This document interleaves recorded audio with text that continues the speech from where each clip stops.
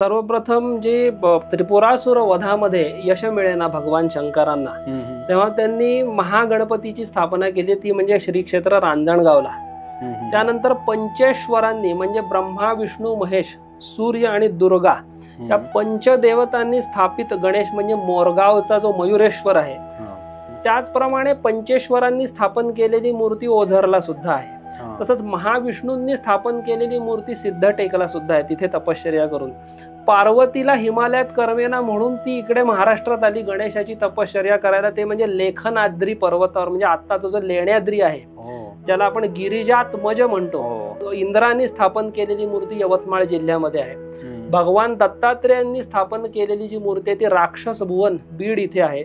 श्रीकृष्णांनी 2 ठिकाणी स्थापन केलेली मूर्ती आहे, सुपे तालुका म्हणजे बारामतीच्या इथे जे आहे, आणि यवतमाळ जिल्ह्यामध्ये दोन्हीकडे पुष्टीपती विनायक म्हणून भगवान श्रीकृष्णांनी ती 2 ठिकाणी स्थापन केली आहे. नंतर चंद्राने स्थापन केलेलं भालचंद्र गणेश नावाची मूर्ती महाराष्ट्रात आहे. तर अशा प्रत्येक देवतांनी, शनईश्चर स्थापित शनी महाराजांनी स्थापन केलेला गणपती पैठणमध्ये आहे. तर या सगळ्या देवतांनी स्थापन केलेले गणपती तुम्हाला आश्चर्य वाटेल महाराष्ट्रात आणि महाराष्ट्राच्या बाहेर सुद्धा काही ठिकाणी आहेत.